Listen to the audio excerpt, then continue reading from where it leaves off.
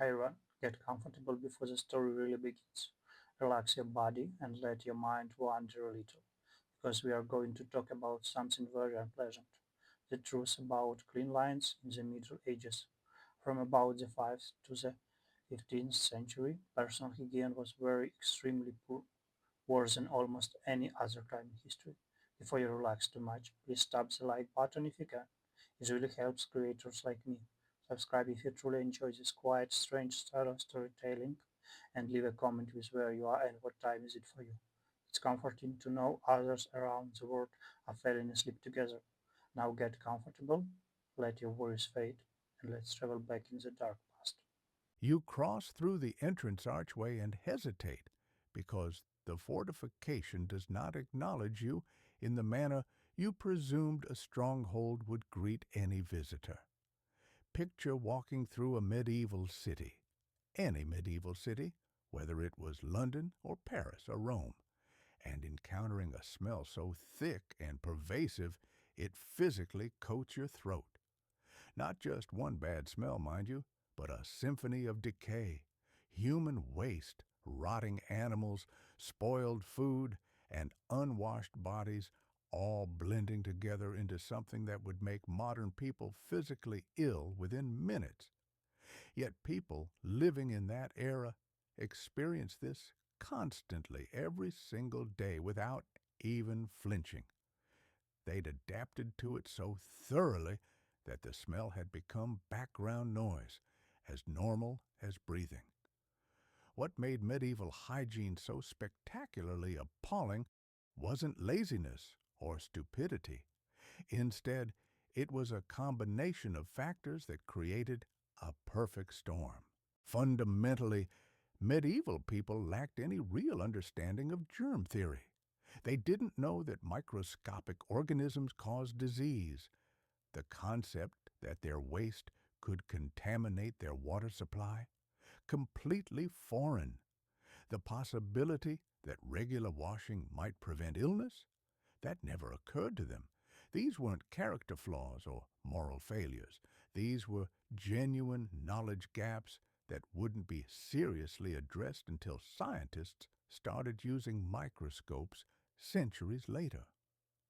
Now add the practical realities of medieval life to this knowledge gap, and you've got a situation that becomes almost incomprehensibly disgusting. Plumbing simply didn't exist for the vast majority of people. Running water, water that you could actually access in your home, was something only the wealthiest nobles might have. And even then, it was usually just water diverted from a river or stream, which was probably already contaminated. Most people relied entirely on wells. And here's the problem. Those wells sat dangerously close to their sewage pits. Bathing? That happened maybe once or twice a year, if people were feeling particularly ambitious. For many peasants, a full bath might occur only on special occasions. Christmas, Easter, maybe a wedding. The result of all this, no knowledge about disease transmission, no infrastructure for sanitation, and an almost complete avoidance of bathing, was that the medieval world became one giant biological hazard zone. Diseases spread like wildfire through populations that had no immunity and absolutely no understanding of transmission. People didn't just smell bad. They were walking disease vectors, spreading infections through casual contact, contaminated food, contaminated water, and sanitation systems that barely existed. The complete absence of toilets. Let's start with the most fundamental problem, because literally everything else flows from this nightmare. Medieval people had almost no proper toilets. In our modern world, we take flush toilets for granted. They exist everywhere. They're private.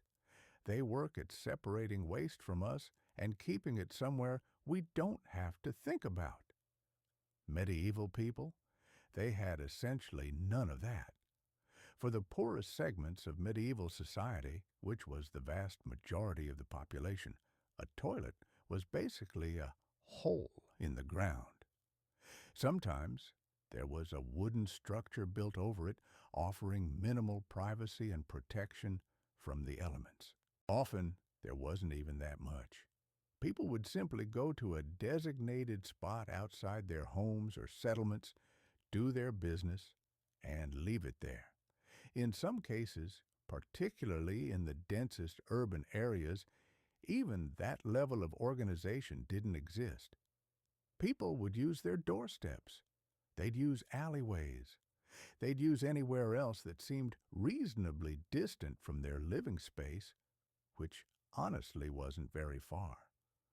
Wealthy nobles had somewhat better options, though not by much. They might have constructed something called a garderobe, essentially a stone chute built into the outer wall of their castle or manor. You'd go into a small room, sit over a hole, and gravity would do the rest, sending everything down the outside of the wall to accumulate in a massive pile below.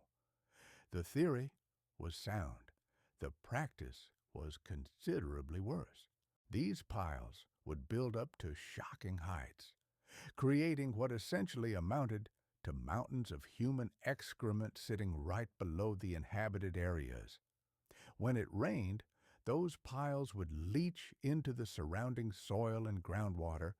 Even worse, sometimes the accumulation would become so substantial that the waste would actually come back up through the holes, creating a grotesque situation where using the garderobe meant risking having your backside contacted by the very thing you were trying to get rid of.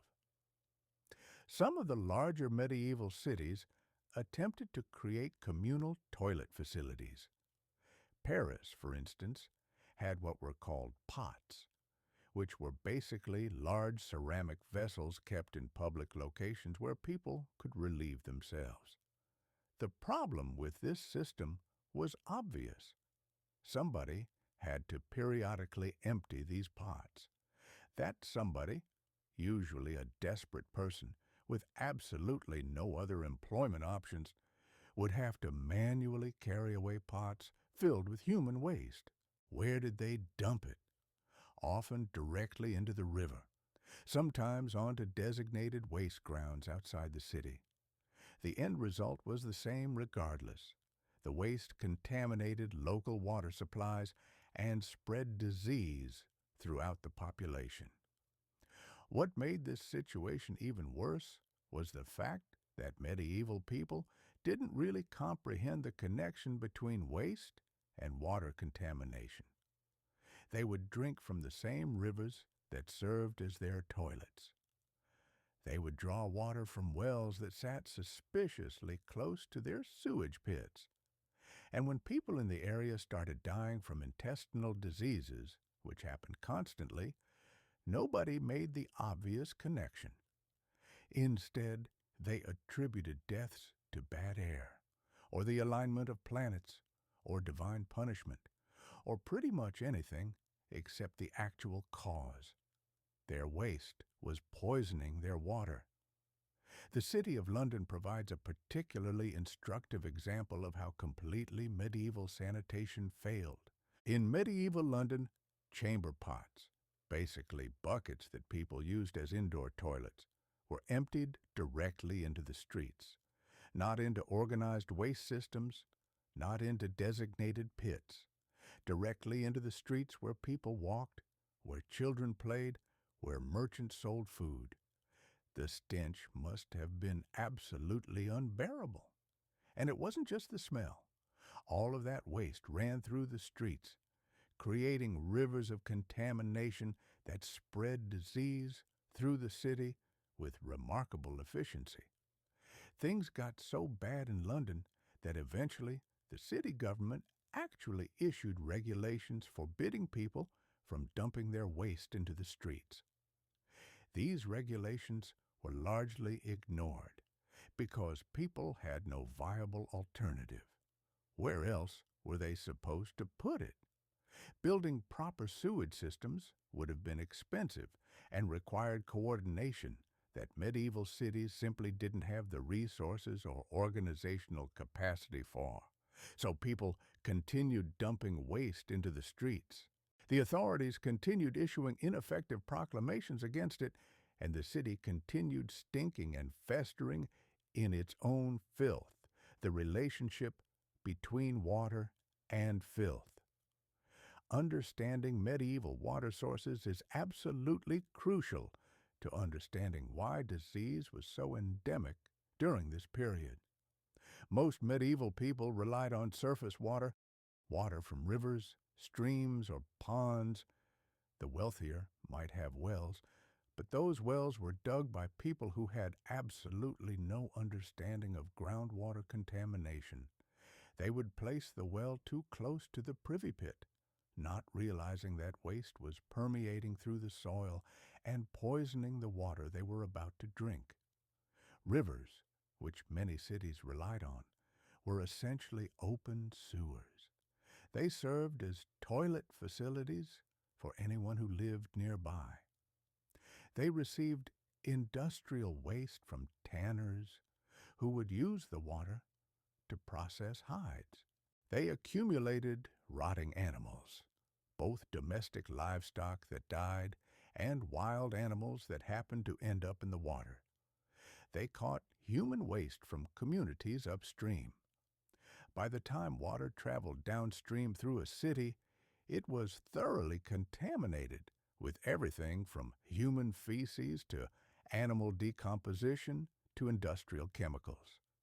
And that was the water people drank. During summer months, rivers would often run low, becoming stagnant. Stagnant water breeds bacteria like nothing else. Cholera, typhoid, and dysentery would spread through populations relying on these water sources with horrifying rapidity. People would fall ill with violent diarrhea and vomiting. Without modern understanding of dehydration or fluid replacement, many would simply die. It was such a common occurrence that people developed a kind of resigned attitude toward it. High mortality from intestinal disease was just considered a normal part of life. The same way people today accept colds as a seasonal inevitability. The fact that wine and beer were safer to drink than water became one of the defining characteristics of medieval life. Rather than being a sign of cultural sophistication, the prevalence of alcohol consumption was actually a public health measure. The fermentation process involved in making wine and beer would kill most pathogens. So people, including children, drank alcohol regularly, not necessarily because they wanted intoxication, but because it was literally the safest liquid option available.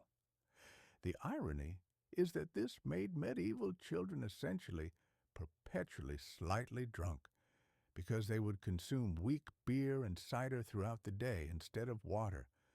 Some medieval people attempted to improve their water situation by boiling it. Boiling does kill most pathogens, which would have been effective if they'd understood why it worked. But without germ theory, the people who practiced this were doing it based on pure observation. They'd noticed that boiling water seemed to make people less sick, but they had no actual understanding of the mechanism.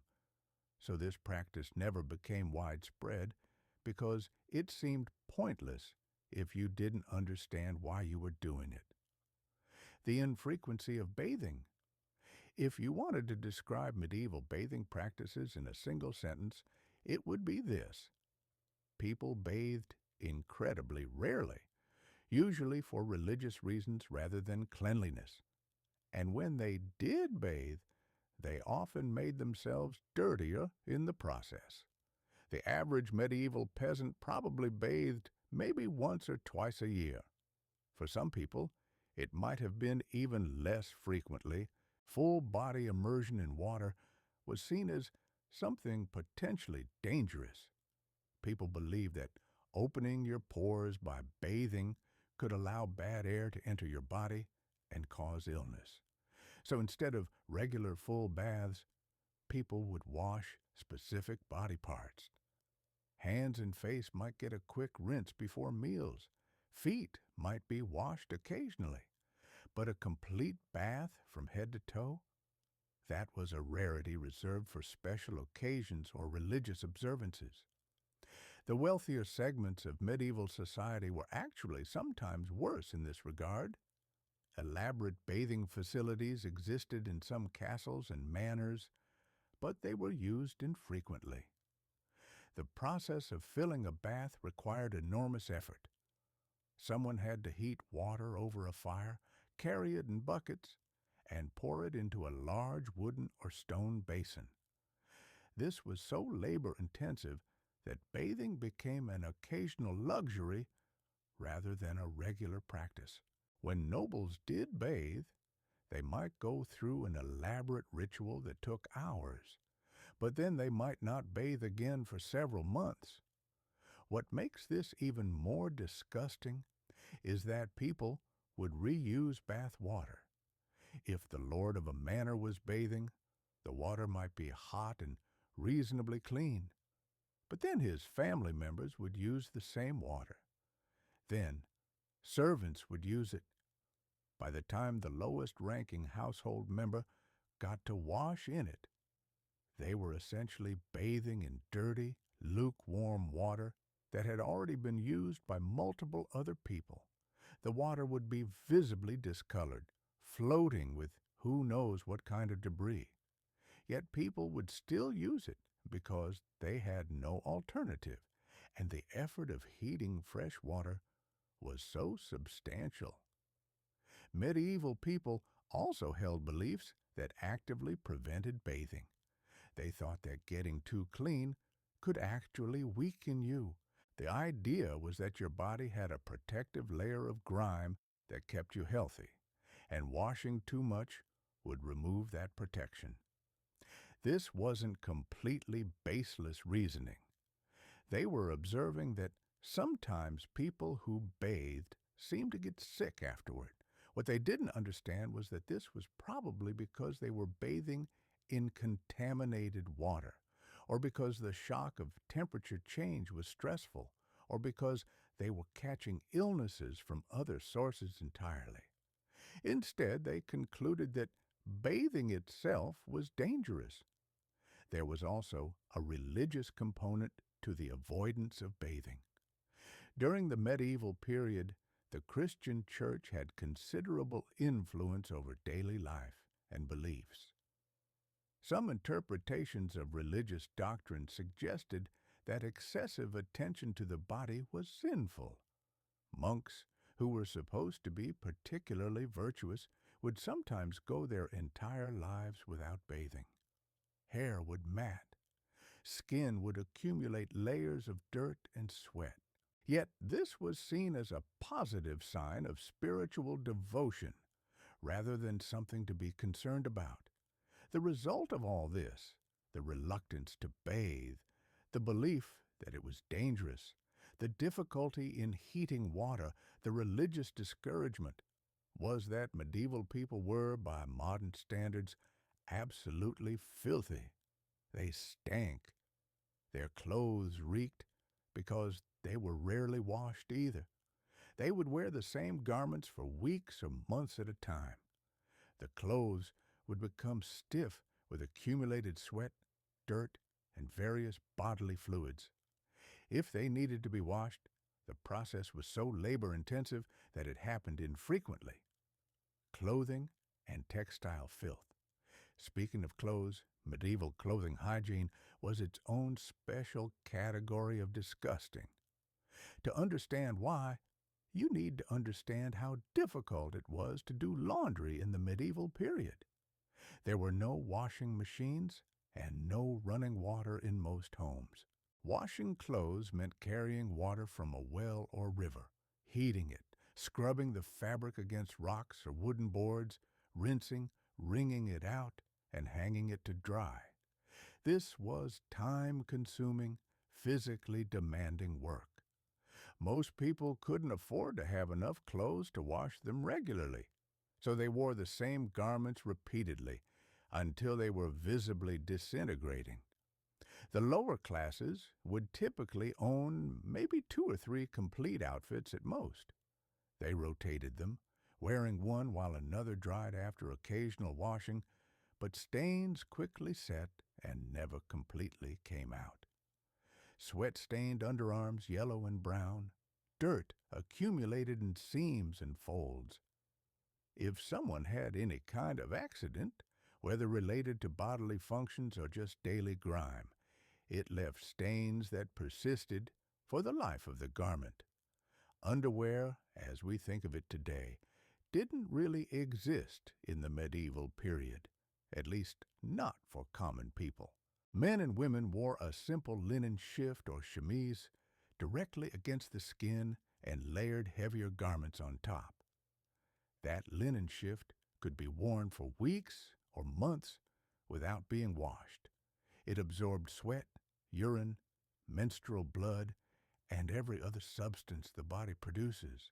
When it was finally washed, the water turned brown or gray with accumulated grime, and then the garment went straight back onto a body that hadn't been washed in months, becoming filthy again almost immediately. Wealthier people could afford more clothes and could hire servants to do laundry more frequently, but even among the rich, garments were worn multiple times without washing. Medieval nobility wore elaborate gowns, doublets, hose, and other clothing made from expensive fabrics, and wearing them repeatedly before washing was completely normal. Because these clothes were costly, people wore them until they literally fell apart. A noble might wear the same cloak for years as it gradually darkened and stiffened with layers of dust, sweat, and environmental filth. The worst part about medieval clothing was that it created a perfect habitat for parasites. Lice thrived in the seams and layers of unwashed fabric. Fleas burrowed into the material and lived there, biting the wearer throughout the day. Wealthy and poor alike suffered from these infestations. Historical accounts describe nobles scratching themselves raw because of lice, and some mention people using metal combs or special sticks to rake through hair and clothing in painful, often ineffective attempts to remove them. The itching was so common that people developed an almost philosophical attitude toward it. Scratching was simply part of life. People scratched during conversations, during meals, during work. Someone might excuse themselves from a table, rake lice from their hair and clothes, and then return to eating as if nothing unusual had happened. The pervasive presence of parasites, lice and fleas, were only the beginning of the parasite problem in the medieval period. Entire populations lived with parasitic infestations that would make modern people shudder. Intestinal parasites were extremely common and largely expected. Most people likely had roundworms, hookworms, or tapeworms living in their digestive systems at any given time. These parasites cause various symptoms depending on the type and severity of infection. Hookworms can cause anemia. Roundworms can cause nutritional deficiencies and stunted growth. Tapeworms can grow to impressive sizes. Some accounts describe tapeworms several feet long being expelled from people. Yet medieval people accepted this as normal. If you were experiencing weakness or fatigue and expelled a tapeworm, the conclusion seemed obvious. You were removing the thing that was making you weak. The parasite itself was both the symptom and the solution. Fleas presented a particular problem because they didn't just live on the body. They lived in bedding, clothes, furniture, and homes. If you slept on a straw mattress, which most people did, fleas lived in the straw and bit throughout the night. So you woke covered in bites and continued being bitten during the day by fleas living in your clothes. There was essentially no escape. Some wealthy people occasionally tried to deal with flea infestations by washing clothes in special herbal solutions or treating fabrics with various substances. A few of these methods may have had mild effectiveness, but most did not. The fundamental problem was that fleas would simply reinfest the clothing almost immediately once it was worn again. Head lice were perhaps the most pervasive and irritating of all parasite problems. Lice caused constant itching day and night, and long hair, especially fashionable for women, provided even more space for them to thrive. People tried shaving their heads, applying oils, and repeatedly using metal combs. Women often wore caps or wimples to hide shaved heads, and men did the same, which is why head coverings are so common in medieval imagery. The most dangerous aspect was that lice transmitted disease. Medieval people did not understand this, but we now know certain lice spread typhus, while flea bites could transmit plague during outbreaks. Parasitic infestations were not merely uncomfortable or itchy, they were lethal disease vectors.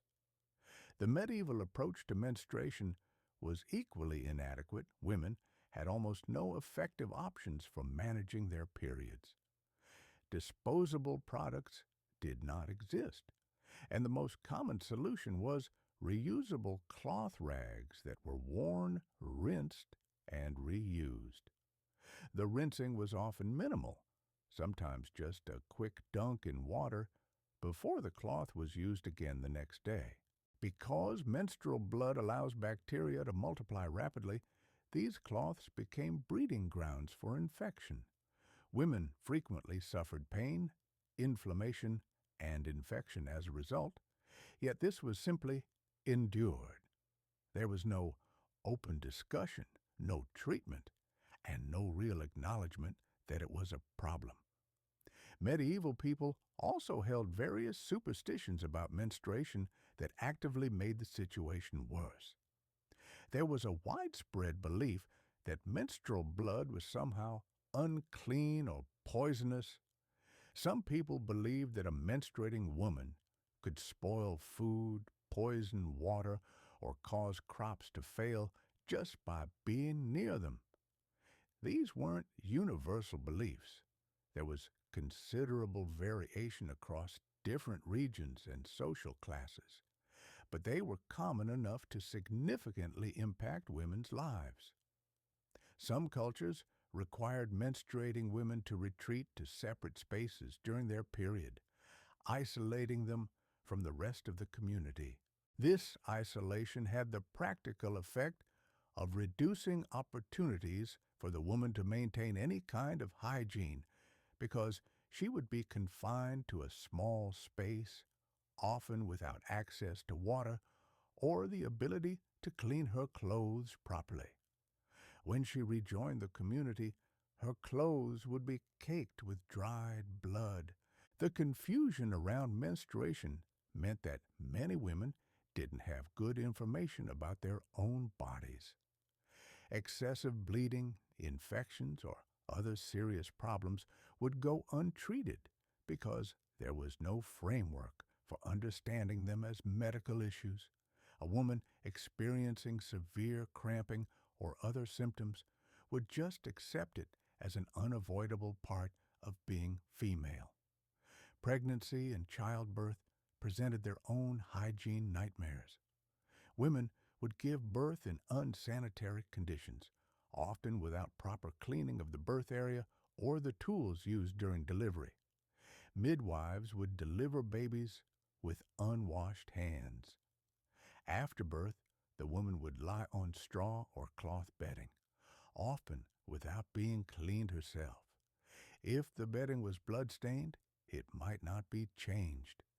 Infections during the postpartum period were shockingly common and frequently fatal. Dental hygiene and tooth decay. The state of medieval teeth was absolutely appalling by modern standards. people didn't brush their teeth. Toothbrushes didn't exist. The concept of regular dental hygiene simply wasn't part of medieval culture. Some people would rub their teeth with a cloth or chew on herbs to try to freshen their breath, but there was no systematic approach to cleaning teeth. The result was that tooth decay was rampant. People would start losing teeth in their 20s and 30s, often to infections that would cause abscesses. Dental infections were serious problems. An abscess in a tooth could lead to a systemic infection that would eventually prove fatal if it spread to the brain, yet people had no good treatment for this. They would try various herbal remedies or folk solutions. Sometimes a tooth would be extracted, a process that was painful and risky because there was no anesthesia and infection was likely. Sugar consumption was lower in the medieval period than it is today, which probably saved people's teeth somewhat. But poor oral hygiene meant that whatever sugar people did consume caused proportionally more damage. Bread, which was a staple food, contained grains that bacteria could ferment in the mouth, producing acid that ate away at teeth. So even without high sugar consumption, tooth decay was extensive. Tooth loss was so common that by middle age, many people would have lost most or all of their teeth. Dentures existed, but they were crude wooden or bone constructions that didn't fit well and were uncomfortable to wear. Many people would simply go without teeth in their later years, which made eating more difficult and probably contributed to malnutrition. The loss of teeth was also associated with age and poverty. Wealthy people might try to preserve their teeth or replace them with better dentures, though this was expensive and difficult. Poor people would simply lose their teeth and deal with the consequences. This meant that losing your teeth was a visible sign of low social status. A person without teeth looked poor, which meant they had limited marriage prospects and might face social stigma. Breath must have been absolutely terrible. The combination of poor oral hygiene, tooth decay, infections, and foods that left particles stuck in teeth meant that people's breath stank. Medieval people were apparently aware of this and tried various solutions, rinsing with wine or vinegar, chewing herbs or spices, using mouthwashes made from various plant extracts. None of these would have been particularly effective against the underlying problem of poor hygiene. The state of public spaces, medieval cities, were disgusting in ways that are difficult for modern people to fully appreciate. The streets were repositories for every kind of waste, human, animal, and industrial. Pigs and other livestock would roam the streets, scavenging for food in the garbage and simultaneously contributing their own waste to the mess. Butchers would process animals in their shops, and the waste, blood, organs, bones, hide, would end up in the street. Tanners would process hides using urine and other substances that created an absolutely horrible smell. The smell was so bad that tanneries were often required to be located far from the city center, but even so, the stench would drift through the streets during warmer months. Dead animals would rot in the streets. A horse or ox that died would simply be left where it fell, decomposing slowly over weeks or months. Dogs and rats would scavenge the carcass, spreading pieces of rotting flesh throughout the area. Eventually, the bones would be scattered or disposed of, but in the meantime, the smell and the disease hazard would be substantial. Human waste would accumulate in gutters and low points in the street. During rainy season, when water would flow through the streets, it would carry all of this accumulated waste along with it, creating a disgusting river of filth. When it dried up during the summer, the waste would cake on the streets, creating a hard crust that pedestrians would have to walk through. People would throw garbage out their windows and doors.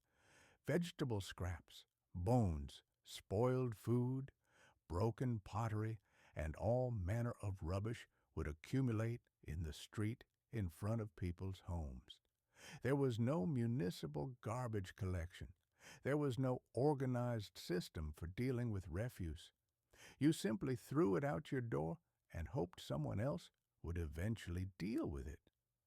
The streets were so filthy that people wore patterns, elevated wooden platform shoes designed to keep your feet off the ground.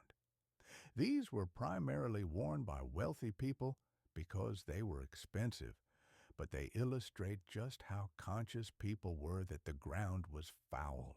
Even this solution didn't really work, though, because the mud and filth would build up on the bottom of the patterns anyway, making them gradually taller as more and more muck accumulated. Food preparation and spoilage food safety was essentially non-existent in the medieval period. Food would be stored without refrigeration, in conditions that would be horrifying by modern standards. Meat would be salted or smoked to preserve it, but the preservation wasn't perfect. Spoiled meat would sometimes still be eaten because there was no way to tell if it was safe and people were hungry. Eating spoiled meat would result in food poisoning, but people didn't understand what was causing the illness. They would blame it on bad luck or bad air rather than the actual cause. Food storage areas, whether they were root cellars, larders, or outdoor pits, would frequently become infested with rats and mice. These rodents would contaminate the stored food with their droppings and urine. People might notice the contamination and try to remove the worst of it, but the food would still be eaten. Diseases would spread as a result. But again, the connection between contaminated food and illness wasn't understood. Cooking practices could also spread disease. If you were preparing food with unwashed hands, and those hands had been contaminated with feces from poor sanitation, you would introduce pathogens into the food. Cooking would kill some of these pathogens, but not all. Food safety practices that we take for granted, washing your hands before cooking, not cross-contaminating different foods, cooking meat to safe temperatures, were completely absent.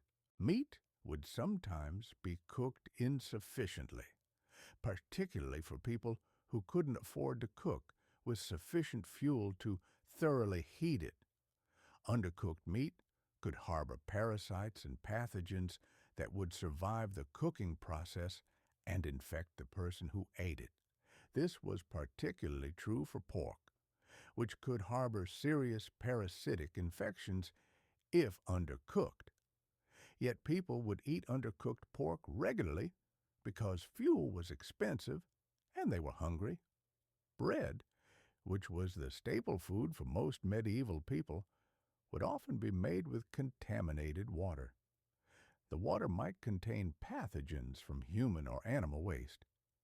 During the fermentation and baking process, some of these would be killed, but not all. People would eat bread that was developing mold or other signs of spoilage because bread was necessary for survival and they couldn't afford to waste it. If the bread was visibly moldy, they might cut away the worst of it and eat the rest. Water quality during food preparation was another issue. If you were cooking with water from a contaminated well or river, and you were using that water to cook vegetables or make broths, you were introducing pathogens into the food. These pathogens could survive cooking if the temperature didn't get high enough, or if the item wasn't cooked long enough. Spices and herbs were sometimes used in medieval cooking, and one theory is that this was partly a way to disguise the taste of slightly spoiled meat. Medieval people would use strong spices to mask the flavor of food that was starting to go bad. This might have killed some bacteria if the spices were applied heavily enough, but it mostly would have just hidden the problem rather than solving it. You would eat the spoiled meat because you couldn't taste how spoiled it was, and you would get sick as a result. Disease and its treatments. The inevitable result of all this filth and poor hygiene was rampant disease. Medieval populations were constantly struggling with various infectious diseases. Dysentery and other intestinal diseases were so common that they were barely worth noting. People would have chronic diarrhea and vomiting as a routine condition of life. Typhoid fever, typhus, and other serious diseases would outbreak periodically, killing significant portions of the population. The bubonic plague was the most infamous disease of the medieval period, but it was just the most dramatic manifestation of a much broader disease problem. Plague outbreaks would kill huge numbers of people. Sometimes half the population of a city would die during a plague outbreak, but between plague outbreaks, there were constant low-level disease problems that killed people steadily, if less dramatically. People had essentially no understanding of how disease was transmitted. They believed in miasma theory, the idea that disease came from bad air. If there was a plague outbreak, the solution was to burn aromatic substances to purify the air. If you were sick, you should avoid being near sick people, not because you'd catch the disease, but because the bad air they were exhaling might make you sicker. Treatments for disease were generally ineffective and sometimes actively harmful. If you were sick with a fever, the treatment might be bloodletting, cutting a vein to drain out some blood, which was supposed to balance the humors of the body. This treatment would actually make you weaker and more likely to die. Other treatments involved applying poultices of various substances, some of which might have had mild medicinal properties, but most of which did nothing. Some treatments were based on plant medicines that actually did have medicinal properties. Willow bark, for instance, contains salicylates that have fever-reducing and anti-inflammatory properties. Medieval healers would sometimes use willow bark for fevers, which would help somewhat. But without understanding why it worked, the knowledge was fragile and easily lost. Many people relied on supernatural treatments for disease, prayers, religious relics, magical amulets. These didn't work, but they might have had some placebo effect. If you believe strongly that a particular treatment would work, sometimes your symptoms might improve slightly, or you might recover despite the treatment rather than because of it. But for serious infections, no amount of prayer would save you. Mortality was absolutely staggering by modern standards. Infant mortality was particularly horrible. Somewhere between 25 and 50% of children would die before reaching adulthood, depending on the time period and location. Many of these deaths were from infectious diseases, many from malnutrition. A significant portion were probably from contaminated water and food poisoning. Life expectancy at birth, which is the average that's often cited, was somewhere in the 30s for much of the medieval period, significantly lower than modern life expectancy. But this number is misleading because it's dragged down by the high infant and child mortality. If you survived to adulthood, you had a reasonable chance of living into your 50s or 60s. But for children, the odds were grim. Sanitation in crowded situations hospitals, which began to develop in the medieval period, were absolutely nightmarish from a sanitation perspective. Medieval hospitals were places where sick people were concentrated together, often with no understanding of infection control. If you went to a hospital with one disease, you might come out with three or four, having caught them from other patients. Monasteries, which provided medical care for the populations around them, had the same problem. Monks took vows of poverty and service, so they would care for the sick, but the methods they used were ineffective. They might provide basic nursing, helping the patient drink water, changing bedding occasionally, but they had no real ability to treat the underlying infection. And by caring for many sick people with poor hygiene, they became vectors for spreading disease. Prisons and dungeons were even worse. Prisoners would be confined in small, dark, filthy spaces with no access to sanitation facilities. They would live in their own waste. Diseases would spread rapidly through the prison population. Jails were effectively disease factories, and released prisoners would carry disease back to their home communities. Military camps had similar sanitation disasters. Armies on campaign would camp in one area for a period of time, and the sanitation situation would quickly become appalling. Soldiers would dig latrines, but they would often be too close to water sources or placed improperly, leading to contamination. Disease would spread through the camp as fast as the enemy threat. Many soldiers died from disease rather than from combat. Crowded marketplaces created ideal conditions for disease transmission. People packed together, purchasing food that had been handled by multiple people, potentially contaminated with filth. If there was an outbreak of a contagious disease, a marketplace would be exactly the place for it to spread rapidly through the population. Personal appearance and decoration. Medieval people, despite, or perhaps because of, their poor hygiene, developed elaborate grooming practices that were more about appearance than cleanliness.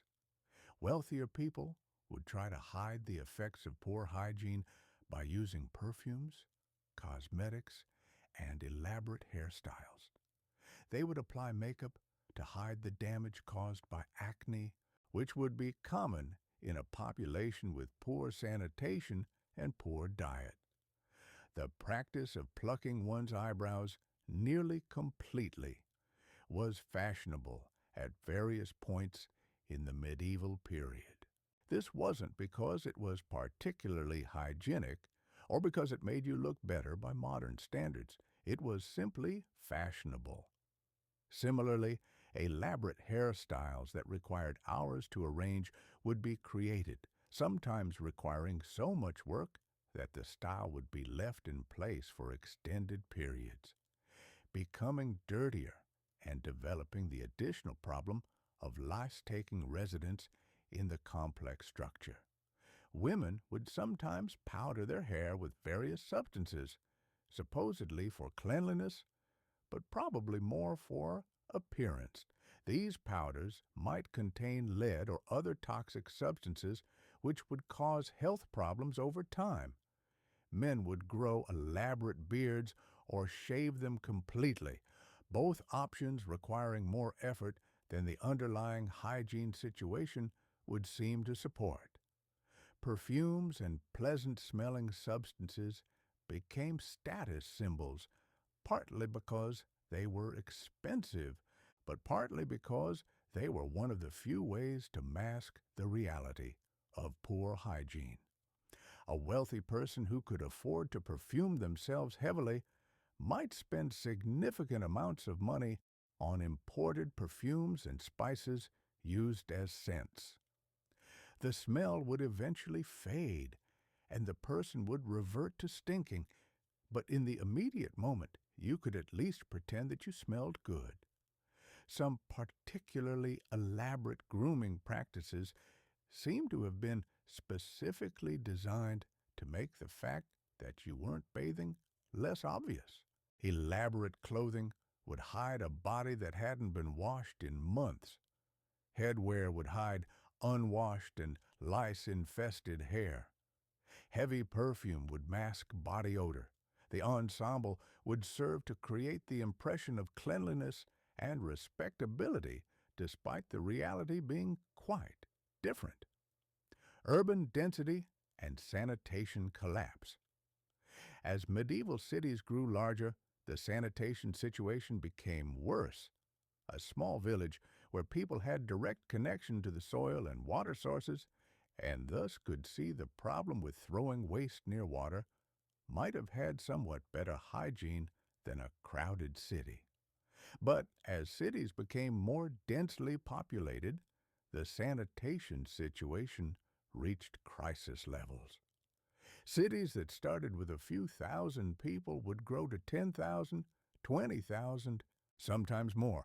There was no parallel growth in sanitation infrastructure. The same wells that had served a small community were expected to serve a much larger one. The same small pits for disposal were supposed to handle waste from a much larger population. The system broke down completely. Some cities tried to organize garbage collection or designate specific areas for waste disposal. But without understanding the actual source of disease, these efforts were often ineffective. A designated waste pit outside the city would leak into the groundwater, which would then contaminate wells. The problem would shift rather than being solved. Cities also suffered from the problem of overcrowding and housing. As more people crammed into the same space, they would share living areas with animals. Pigs, chickens, and other livestock might live in the same house as humans, sharing the same sleeping spaces and eating areas. Animals would defecate in these shared spaces. Humans would do the same. The combination created an ideal environment for disease transmission. Medieval city planners, to whatever extent they existed, had to deal with competing priorities. You wanted to be near a water source for drinking water and for movement of goods.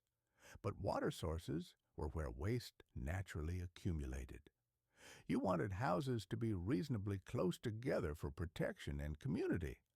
But close housing made sanitation problems worse.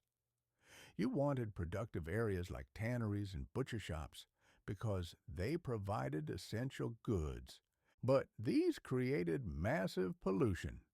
The result was a series of compromises that optimized for nothing except survival. Medieval attitudes toward cleanliness. Perhaps one of the most interesting aspects of medieval hygiene is that it wasn't purely the result of inability. Medieval people actively chose to be less clean due to their beliefs about health and spirituality. Remember that bathing was considered potentially dangerous, opening your pores to bad air. Religious doctrine sometimes suggested that cleanliness of the body was less important than cleanliness of the soul. Monks and holy figures who never bathed were admired for their spiritual devotion rather than despised for their filth. There was also a class element to cleanliness. As bizarre as it might seem, being visibly filthy could actually be a status symbol. A noble who never did manual labor might be pale and white-skinned, not from lack of sun, though that too, but because they stayed indoors and rarely washed, which allowed dirt to settle into their skin in a way that made them look pale. This pale, delicate appearance was fashionable because it signaled that you didn't do manual labor. A peasant who was dark and rough-looking was obviously someone who worked outside.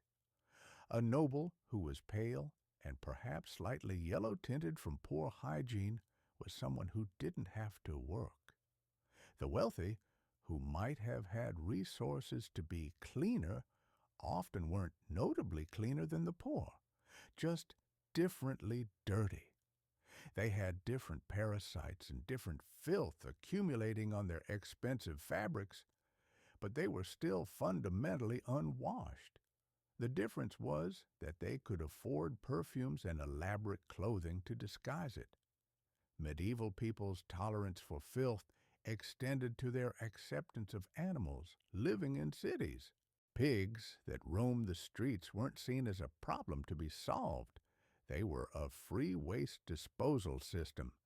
They would eat garbage, including human waste, which people seemed to view as solving the waste problem even though it was spreading disease. Wild boars would sometimes come into cities looking for food. Dogs would roam in packs. Rats were everywhere, more numerous than people probably realized because they were largely nocturnal. The worst of it, concentrated populations and plague.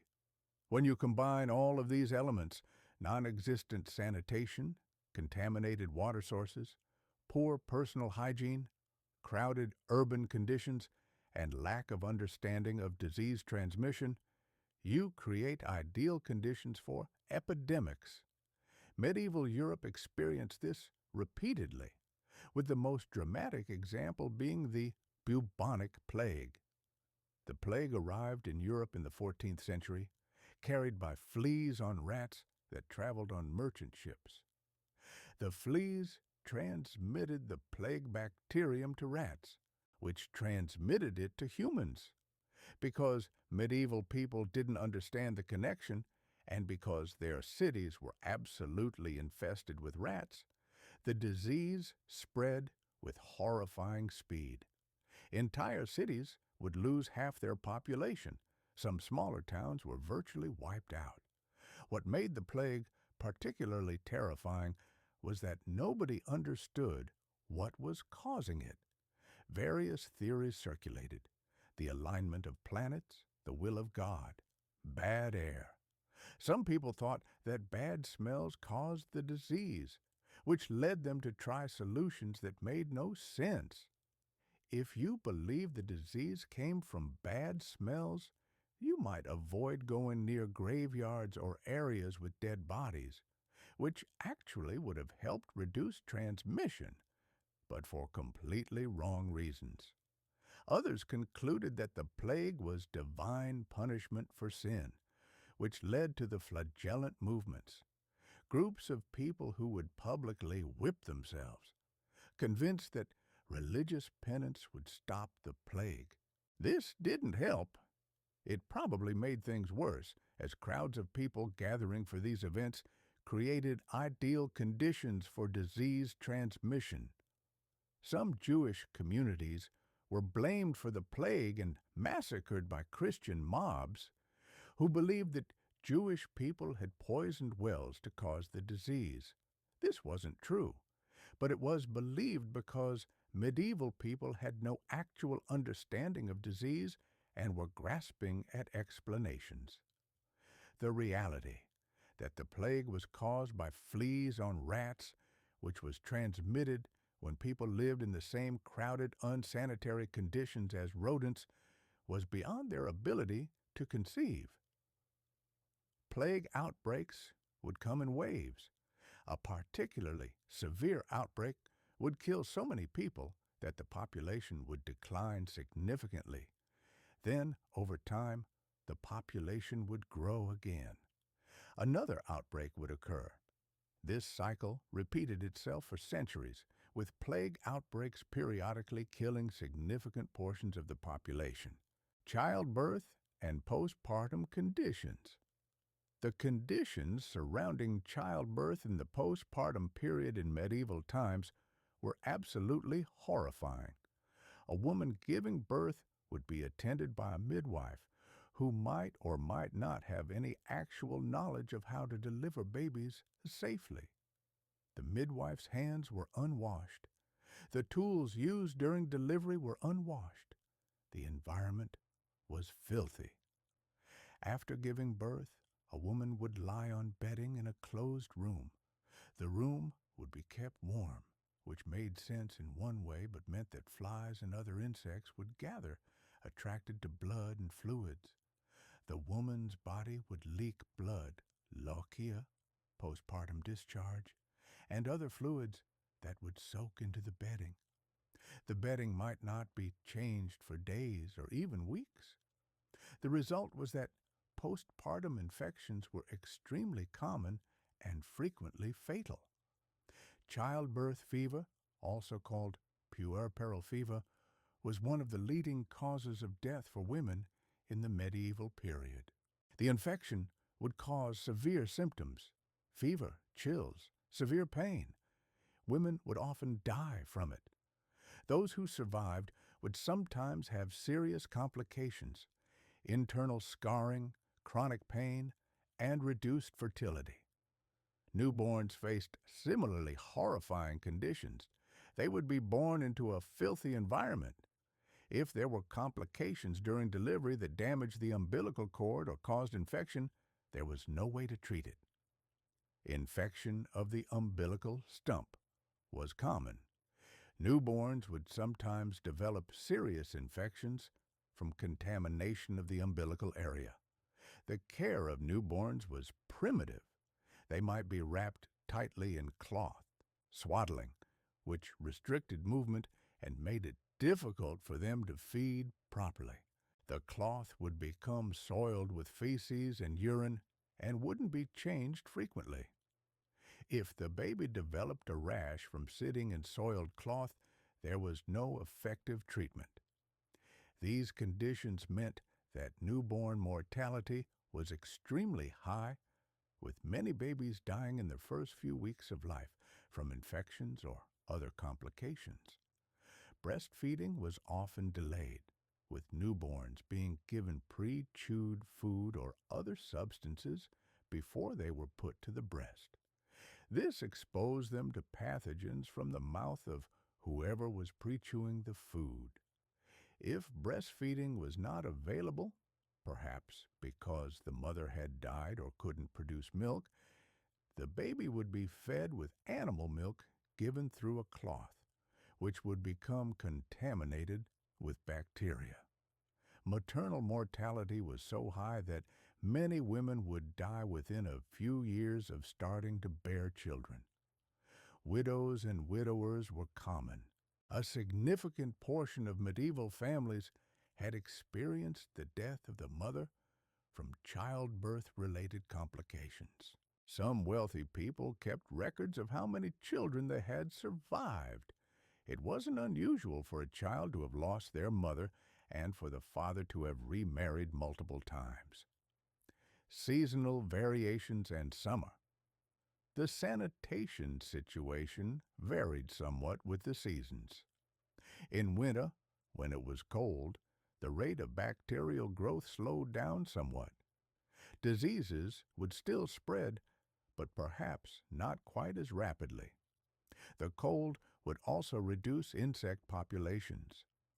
Fleas and lice would be less active in winter, though they would still be present. Summer was absolutely nightmarish. Warm temperatures caused bacteria to multiply rapidly. The smell would become intense. Flies would breed in enormous numbers. Food would spoil faster. Water sources would become stagnant and warm, ideal conditions for bacteria. Cholera and other waterborne diseases would be particularly prevalent in summer. Summer outbreaks of plague would often be more severe than winter ones.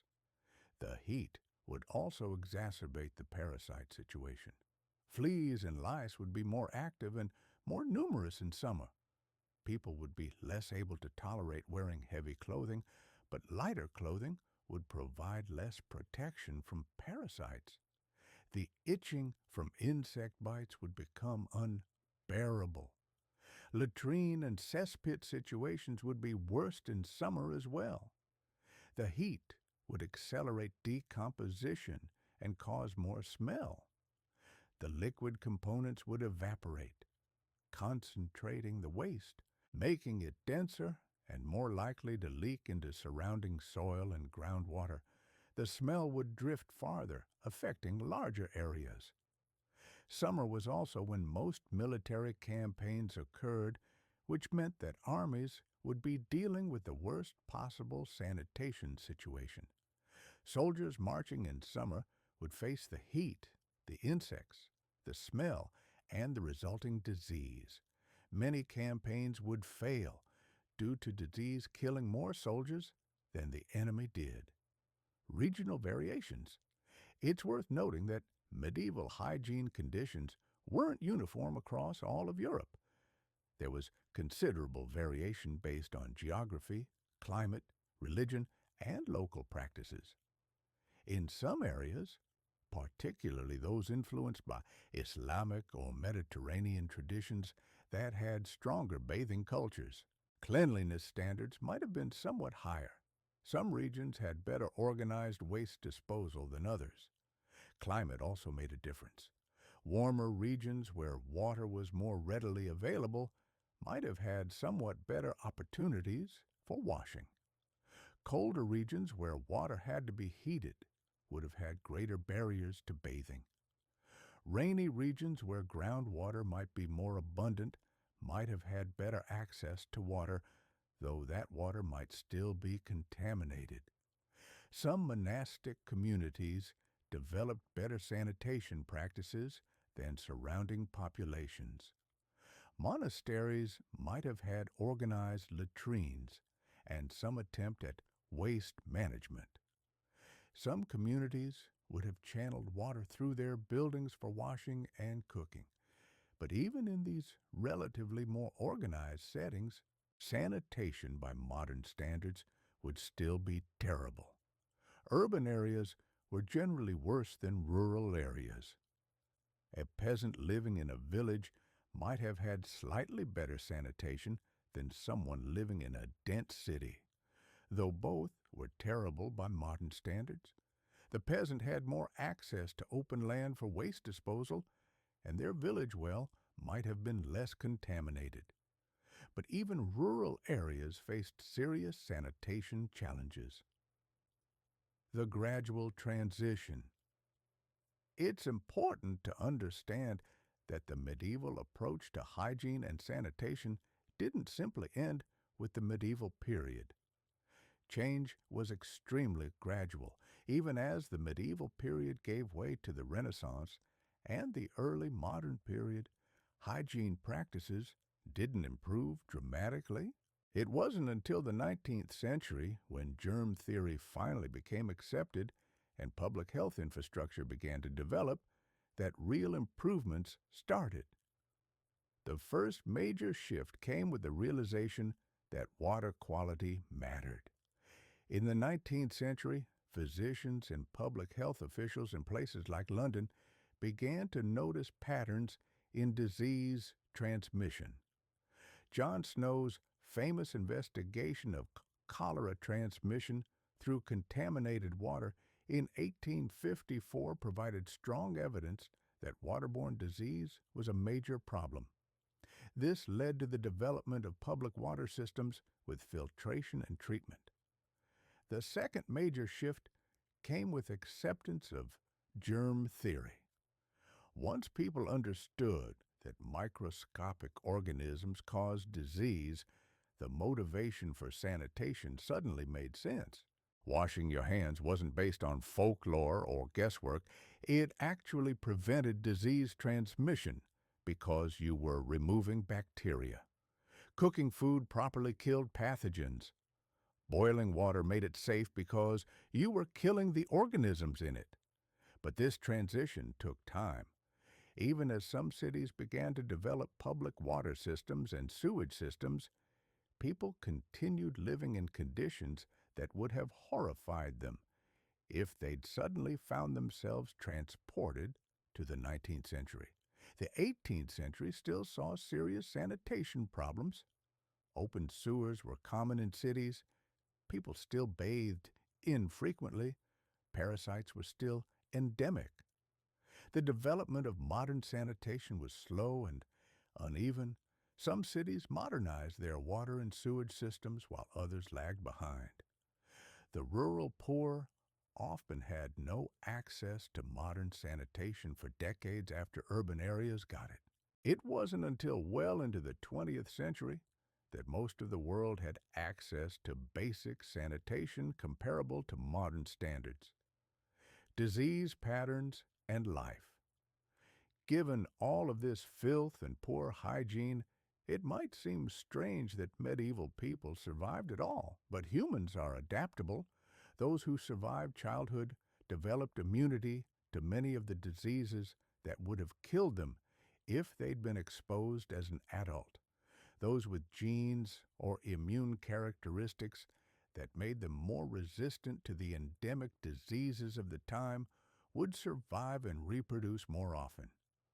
Over generations, populations adapted to the disease environment, even if it was killing significant numbers of them. This adaptation process meant that medieval people, particularly in established settlements, carried tremendous disease burdens. They would have chronic infections, low-level parasitic infestations, and accumulated damage from repeated bouts of illness. This would show in their appearance: stunted growth, dental problems, malformation from childhood illnesses. But they would be alive, functioning, reproducing. When populations encountered a new disease to which they had no immunity, like plague, the results were catastrophic. Entire populations could be wiped out, but more commonly, populations would experience diseases that had been circulating in that area for centuries, killing some but leaving others immune. The disease burden was terrible but predictable. The smell. We should probably take a moment to really focus on the smell because it's difficult for modern people to truly understand how bad it must have been. Medieval cities stank, not in a way that you could get used to or ignore, in a way that would have been physically overwhelming if you suddenly found yourself transported there. The smell would come from multiple sources simultaneously. Human waste from thousands of people using primitive toilets or no toilets at all. Animal waste from horses, pigs, chickens, and other livestock living in the city, rotting meat from butcher shops, tanning operations producing literally vile odors from using urine and other substances in their process, decaying food scraps, garbage, dead animals, and everything else. Imagine walking down a street and every breath bringing in a smell that was partly fecal, partly rotting meat, partly something unidentifiable and disturbing. Imagine that smell being unavoidable even if you left the street. You'd still smell it. Imagine it being particularly bad in summer. People would try to ignore it, to move through the city as if the smell wasn't there, but it would be assaulting your senses constantly. Wealthy people would wear pomanders, small containers filled with perfumes or herbs that they could hold near their nose to reduce the assault. People would avoid certain streets if the smell was particularly bad in them. Visitors to medieval cities would sometimes comment on the smell as one of the notable features, suggesting that it was remarkable even to people who were used to poor sanitation. The smell wasn't just unpleasant, it was actually meaningful. It was a sign that disease was prevalent in the area. Modern people know intellectually that bad smell often correlates with contamination and disease. Medieval people didn't have this knowledge, but they would have still found the smell disturbing in an instinctive way. The paradox of medieval medicine.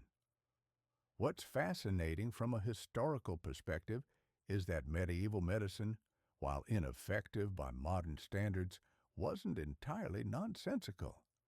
Medieval physicians and healers developed theories based on observation. The theory of humors, the idea that the body had four humors that needed to be in balance, was developed through observation. The concern with bad air and miasma came from the observation that bad smelling areas seemed to have more disease. Some medieval remedies actually worked, even if the reasoning behind them was wrong. Willow bark does contain compounds with medicinal properties. Certain herbs do have antimicrobial properties.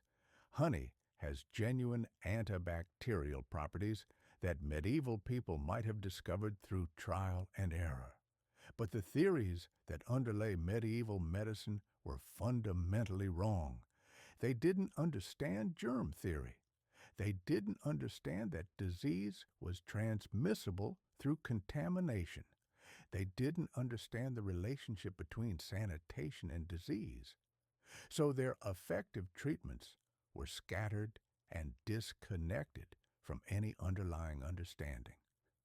You might have an effective treatment for one condition, but no understanding of why it worked, making it impossible to develop other treatments based on that knowledge. This meant that medical progress was incredibly slow. A treatment that worked might be lost if the person who knew about it died without passing on the knowledge. A treatment that was ineffective might persist for centuries because someone wrote about it in a respected text. Conclusion: a different world. The medieval world was fundamentally different from our own in terms of sanitation, hygiene, and disease. People lived in conditions that would be unthinkable to us. They died from infections we can now treat with antibiotics. They suffered from parasite infestations and poor nutrition that led to stunted growth and health problems. They smelled bad. They were itchy. They were sick. Yet they survived. They built civilizations. They created art and literature. They developed philosophy and theology. They did all of this while living in conditions that would probably make us want to give up. Understanding medieval hygiene isn't just about historical curiosity. It's about recognizing how thoroughly the modern world has been transformed by improvements in sanitation and public health. The everyday things we take for granted, clean running water, working toilets, antibiotics, understanding of disease transmission, represent a fundamental improvement in human life that most of us never think about. It also provides perspective on just how recently these improvements happened. Your great-great-grandparents, living just a few hundred years ago, would have lived in conditions considerably worse than what modern medieval reenactors experience. The transition to modern sanitation happened within the time span of recorded history, and in some parts of the world, it's still happening. The filth, the disease, the parasites, the smell, all of it was normal for medieval people. They adapted to it, developed ways of dealing with it, found cultural practices and beliefs to help them make sense of it. But the reality was that a significant portion of the population would die from preventable diseases. Children would die from infections that we now treat casually. People would suffer from parasites and malnutrition that would stunt their growth and damage their health. Medieval hygiene was absolutely disgusting by modern standards, but it was the reality of human life for 1,000 years, and it shaped everything about that society. The density of cities they could maintain, the kinds of work people could do, the duration and quality of their lives. Only with the development of modern sanitation and understanding of disease could these constraints finally be overcome. Today, when you turn on a tap and clean water flows out, you're experiencing the result of centuries of innovation and infrastructure development. When you flush a toilet and waste disappears, you're benefiting from a system that took generations to develop. When you take an antibiotic and recover from an infection that would have killed you in the medieval period, you're experiencing medical advancement built on understanding of disease that medieval people couldn't possibly have achieved. So the next time you turn on that tap or flush that toilet, take a moment to appreciate what you're experiencing. Be grateful that you weren't born into the medieval period where disgusting hygiene wasn't a choice. It was a fact of life that affected everything about your existence. The modern world, with all its conveniences and technologies, was built partly on the hard-won knowledge that sanitation and hygiene actually matter. The societal impact of medieval filth. One thing that's often overlooked when discussing medieval hygiene is how thoroughly it shaped society in ways beyond just health. The pervasiveness of disease and parasites affected everything from economics to psychology to social structure. Consider, for instance, the fact that a significant portion of your income, if you were poor, would go to scratching lice and dealing with parasitic infections. You couldn't focus fully on work because your body was attacking itself due to parasites. Your mind wasn't sharp because you were dealing with malnutrition caused by intestinal worms stealing your nutrients. The high disease burden also meant that medieval societies developed different attitudes toward bodies and bodily functions than we have today. Because everyone was dealing with diarrhea, parasites, and other disgusting bodily issues constantly, there was a pragmatism about the body that's almost shocking to us. If you were going to defecate in the street, you just did it. If you were going to vomit from food poisoning, that was unfortunate but normal. The elaborate modesty around bodily functions that we associate with civilization is partly a product of modern sanitation, making those functions rare and shocking. This also affected the way people thought about death and disease. Because mortality was so high and so unpredictable, people developed different coping mechanisms.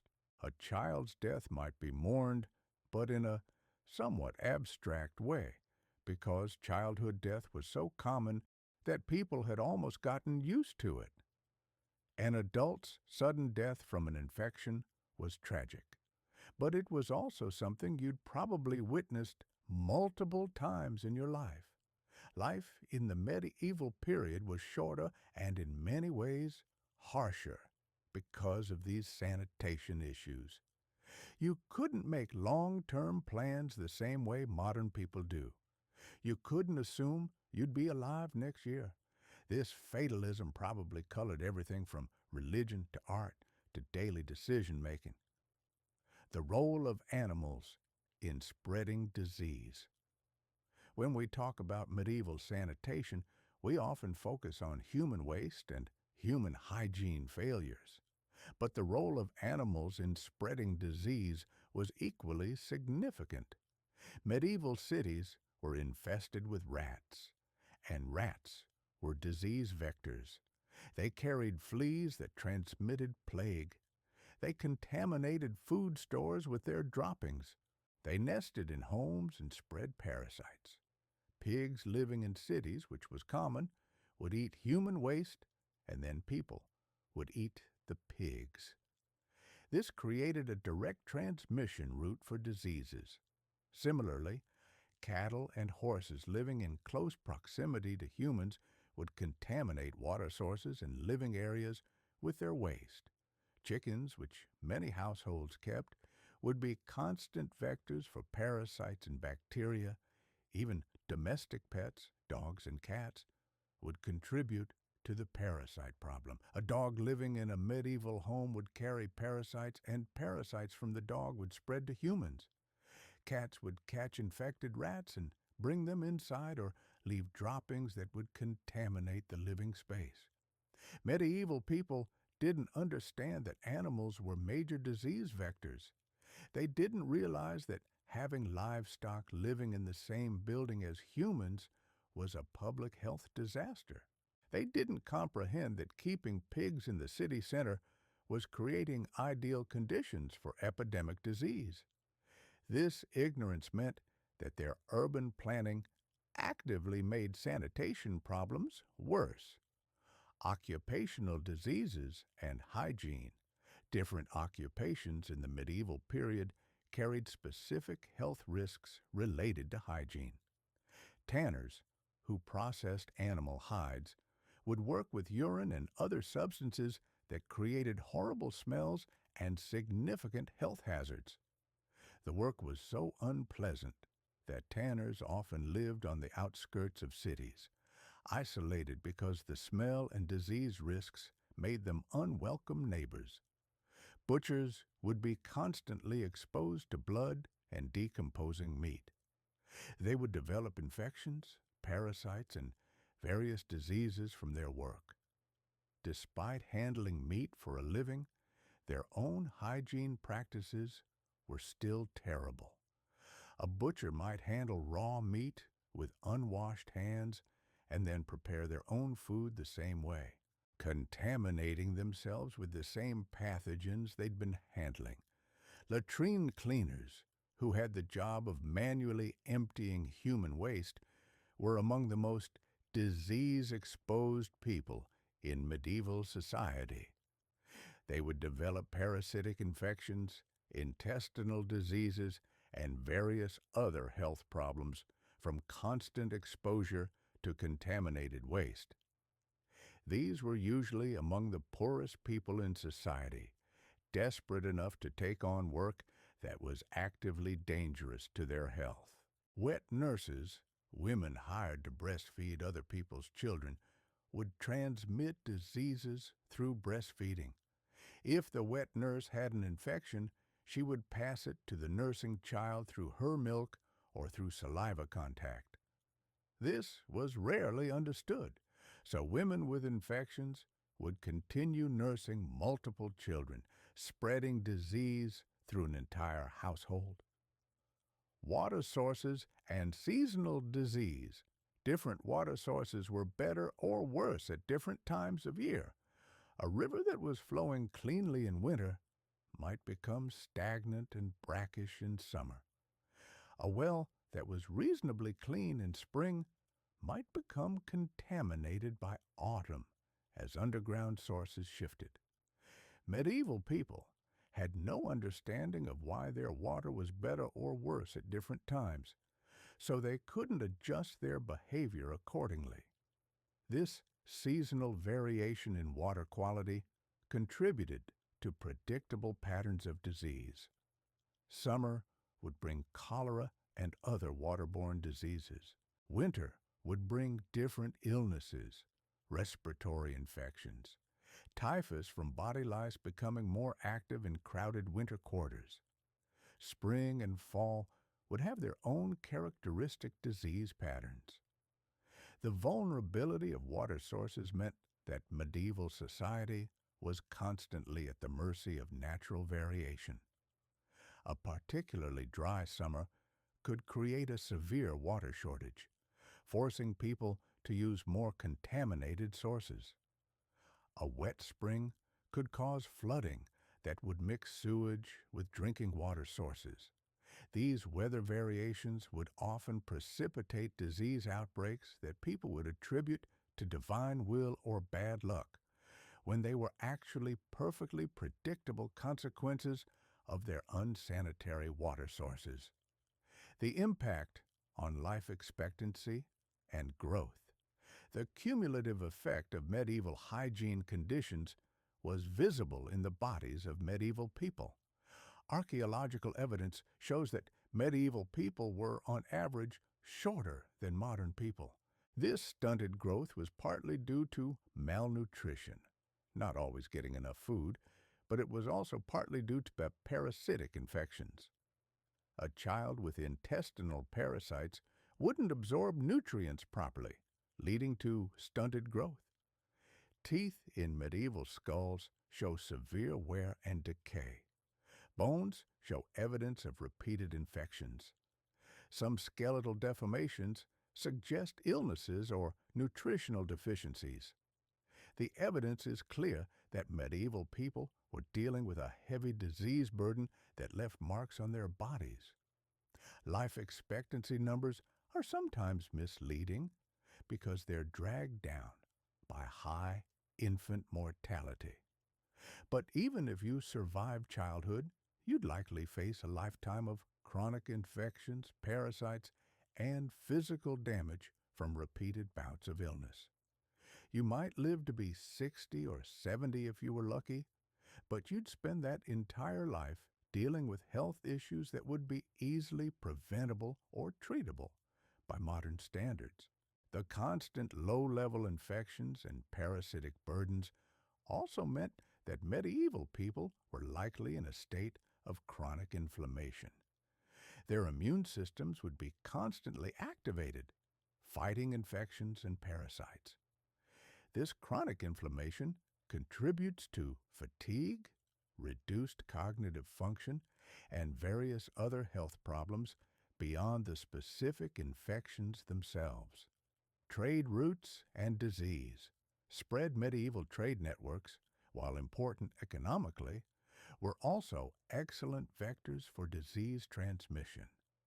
Merchants traveling between cities would carry diseases with them. A plague outbreak in one city could spread to another city by trade route before anyone realized what was happening. The trade in goods also spread disease. Fleas on grain shipments would travel between cities. Rats living in cargo would carry diseases. Infected meat products would transmit diseases to new populations. The interconnectedness that made trade possible also made epidemic disease possible. This is part of why plague was so devastating when it arrived in medieval Europe. Trade routes allowed the disease to spread from Asia through the Mediterranean and into Europe with speed that medieval people had no ability to contain.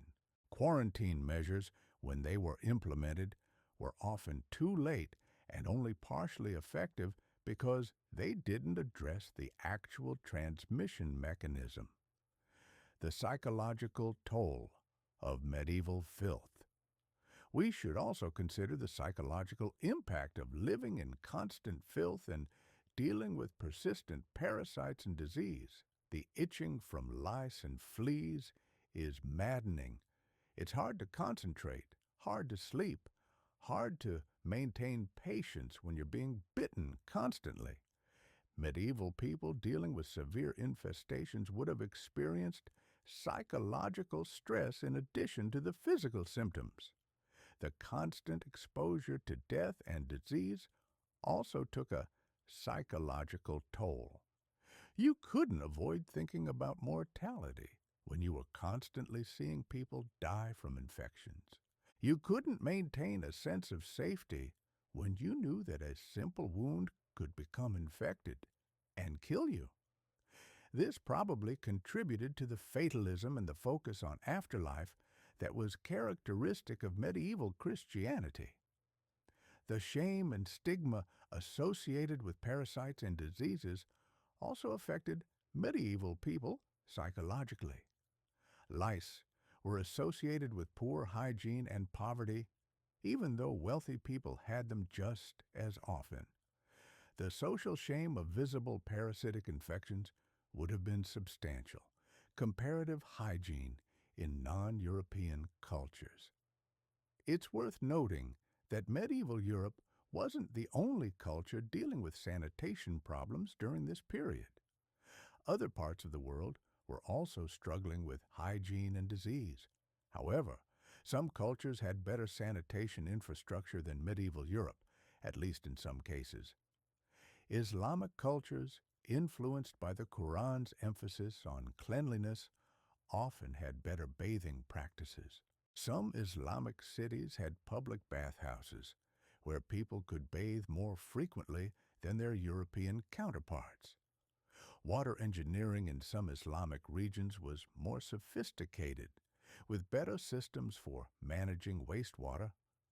Various Asian cultures had different approaches to sanitation. Some had better systems for managing human waste. Some had different attitudes toward bathing that led to more frequent washing. But all pre-modern societies were dealing with similar challenges: the difficulty of managing human waste without modern infrastructure, the lack of understanding of disease transmission, and the inevitable health consequences. In many ways, the medieval period represents a particularly bad nadir for European sanitation compared to earlier Roman civilization, which had had more sophisticated infrastructure. The fall of Rome had meant the loss of some of that infrastructure, and medieval Europe hadn't yet developed adequate replacements. Sanitation and class division. One interesting aspect of medieval sanitation is how it reinforced class divisions. The wealthy could use perfumes to mask bad smells.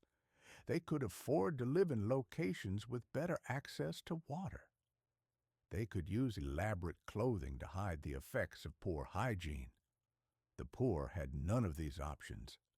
This meant that hygiene and smell became markers of class status. A wealthy person might smell somewhat less awful than a poor person, not because they were cleaner, but because they could afford to mask it. This created a situation where filth itself became associated with poverty, even though wealthy people were nearly as filthy as the poor. The wealthy could also afford to live outside of the dense urban areas where sanitation problems were worst. They could retreat to manors in the countryside where there was more distance between human waste and living areas. The poor were trapped in dense cities where sanitation was a nightmare. Some historians have suggested that class-based theories of hygiene actually developed partly from this situation. The idea that poor people were inherently dirtier or less hygienic was partly based on observable differences in smell and appearance, which were partly due to the fact that the poor lacked access to perfumes and other masking agents, not because they were actually more filthy. The transition and modern attitudes. The transition from medieval sanitation to modern standards didn't happen suddenly. It was gradual, and people living through it probably didn't realize they were part of a revolution in public health. The development of sewage systems happened street by street, neighborhood by neighborhood. The acceptance of germ theory happened gradually as evidence accumulated. In some ways, this gradual transition means that modern people take sanitation for granted. We've never experienced a world without it, so we don't appreciate how significant an achievement it is. A world where you could drink water without fear, where toilets worked reliably, where disease from contaminated food was rare. This is a world that took centuries to create. Understanding medieval sanitation helps us appreciate what modern sanitation made possible. It's not just that people are healthier now, though they certainly are. It's that entire patterns of life became possible. Childhood mortality dropped. Life expectancy increased. People could plan for futures that extended beyond the next epidemic. Children could actually survive childhood at higher rates than they died, which fundamentally changed family structure and society. The smell revisited, a sensory reality. Let's return one more time to the smell because it's really the most immediate and visceral way to understand medieval sanitation. That smell wasn't something people got used to. It wasn't something they ignored. It was something they had to live with constantly every day. If you traveled to a medieval city, the smell would hit you as soon as you approached. It would get stronger as you got closer. In the city itself, it would be omnipresent. In summer, it would be absolutely overwhelming.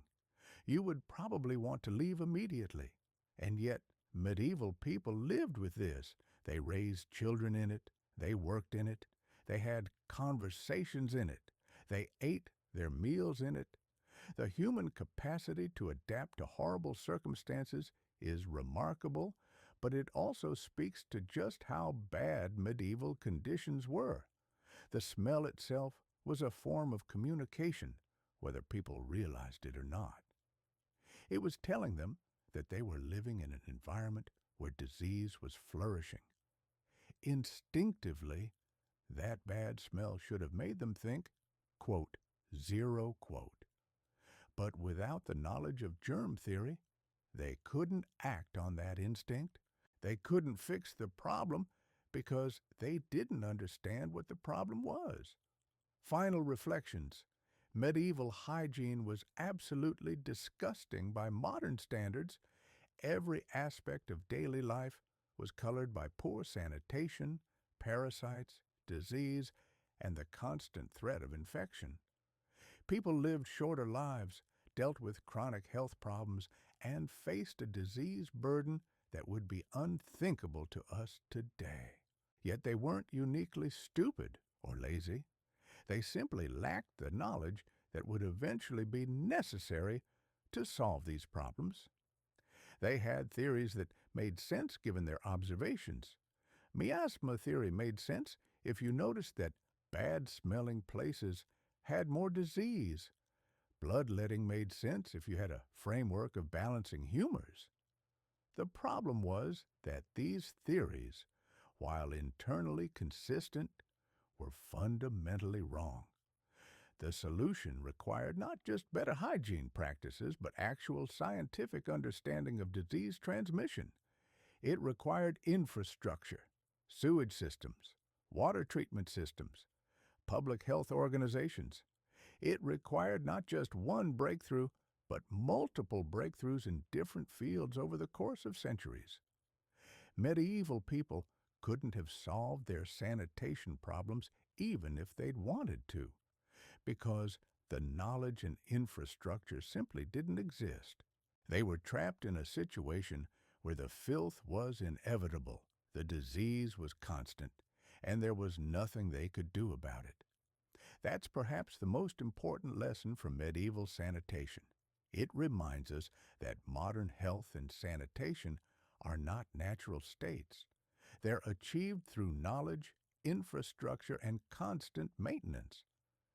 They're the result of choices that previous generations made to invest in public health. They're things we need to value and protect because the alternative, returning to medieval conditions, would be absolutely catastrophic. Medieval hospitals and monastic medicine. Medieval hospitals deserve special attention because they represent one of the more organized attempts to deal with disease, yet they were still fundamentally limited by the lack of understanding of sanitation. Hospitals would concentrate sick people together, which sounds like a good idea until you realize that without any understanding of infection control, you're essentially creating disease factories. Patients with plague might be treated in the same ward as patients with leprosy. Someone with dysentery would be near people with other diseases. Bedding would be shared. Wash water might be used for multiple patients. The very act of seeking medical help could expose you to diseases you didn't previously have. Monastic communities would sometimes run hospitals as an act of Christian charity. Monks would care for the sick despite their own poor hygiene. In some cases, monks would actually be healthier than the surrounding population because monasteries were more organized and sometimes had better access to water. But monastic hospitals were still filthy by modern standards, and the attempt to care for large numbers of sick people in close quarters was still a disaster from an infection control perspective. Some monasteries developed herbal medicine practices that were actually somewhat effective. Monks would grow medicinal plants and prepare remedies. Some of these remedies probably worked, at least marginally, but without understanding why they worked, the knowledge was fragile and often got lost. The attempt to create dedicated spaces for care of the sick was a good impulse, but the execution was undermined by ignorance of sanitation. A patient might recover from their original illness only to die from a secondary infection caught in the hospital. Or they might recover from the hospital experience only to go home and immediately get reinfected from the same unsanitary conditions that caused the original illness. Children and medieval hygiene. Children in the medieval period faced particularly severe challenges related to poor hygiene and disease. Infant mortality was staggering, somewhere between 20 and 50%, depending on the time period and location. That means nearly half of all children might die before their 5th birthday. Newborns were born into filthy conditions, which immediately exposed them to infection. The umbilical stump was vulnerable to bacterial infection. The cloth wrappings used to swaddle infants would accumulate urine, feces, and other contaminants. When the baby developed a rash from dirty cloth, there was no effective treatment. Children born to poor families might never be properly washed. Their clothes would accumulate filth from their entire early lives. They would be exposed to parasites and diseases constantly. Many would develop chronic diarrhea as a result of parasitic infections or contaminated food and water. This would stunt their growth and reduce their ability to absorb nutrients. Even children born to wealthy families faced significant hygiene challenges. Despite access to more resources, the overall knowledge deficit meant that they were still at high risk. They would be cared for by servants who had no understanding of sanitation. They would play in streets and courtyards that were filthy. They would drink contaminated water from household wells. Childhood illnesses like whooping cough, measles, and scarlet fever would spread through populations of children with no resistance. These diseases, many of which are now prevented by vaccination, would kill children with frightening regularity. The high rate of child death had enormous social consequences. It meant that having many children was necessary just to ensure that some would survive to adulthood. It meant that family relationships couldn't be the same as they are in modern societies, because the loss of a child was so common that people had to develop some emotional distance to survive. The role of religion in perpetuating poor hygiene. While we've mentioned religious attitudes toward bathing and the body, it's worth exploring this in more depth.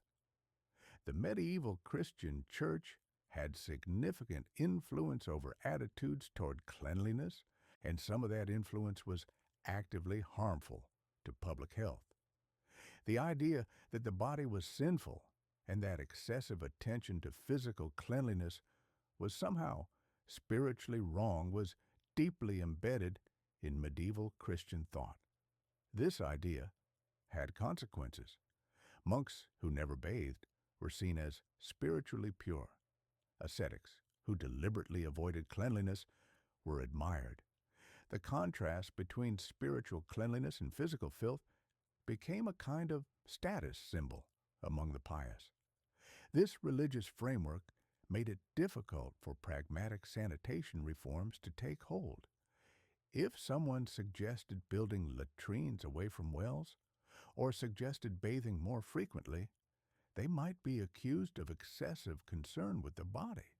If someone pointed out that cleanliness seemed to reduce disease, they might be countered with the argument that God's will was supreme and sanitation was irrelevant. There were exceptions.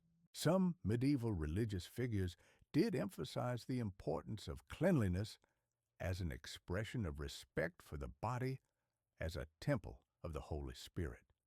Some monasteries did develop better sanitation practices based on practical experience, but the dominant religious framework was skeptical of cleanliness, and that skepticism probably retarded progress in sanitation for centuries. Medieval knowledge and the limits of understanding. One of the remarkable things about the medieval period is that it's not that people didn't have any medical knowledge. They had extensive medical knowledge, they just had mostly the wrong knowledge. Medieval physicians and healers had sophisticated theories about the body, disease, and treatment. They wrote treatises on medicine. They passed down knowledge through apprenticeships. The problem was that these theories were based on observations, without the microscope, without the germ theory, without the ability to actually understand disease mechanisms. A medieval physician might observe that wounds that were kept moist seemed to heal better than wounds left to dry. But without understanding that bacteria required moisture, they might develop a treatment that seemed to work, but wasn't based on actual understanding. Some medieval treatments worked by accident. Bread mold was sometimes used as a treatment for infections, and bread mold contains antibiotics. But medieval physicians didn't understand this. They just observed that sometimes the treatment seemed to help. This kind of trial and error learning meant that some effective treatments existed, but they were surrounded by many ineffective or harmful treatments. The medieval medical system was also limited by the difficulty of learning. Medical knowledge was passed down through apprenticeships or expensive formal training available only to the wealthy. There was no way for effective treatments to spread quickly through the population. An innovation that worked in one region might never be adopted elsewhere because communication was slow and there was no mechanism for evaluating the effectiveness of different treatments. The stench of medieval waste management. We've mentioned the smell several times, but it's worth understanding just how medieval cities attempted to deal with waste, because these attempts were largely unsuccessful. Some cities would hire people to collect garbage and haul it away, but where did they haul it? Often just to the edge of the city, where it would continue to contaminate groundwater and soil. Some cities had regulations about dumping waste in the streets, but these were largely unenforced. Some tried to channel waste into rivers, but this just moved the problem downstream.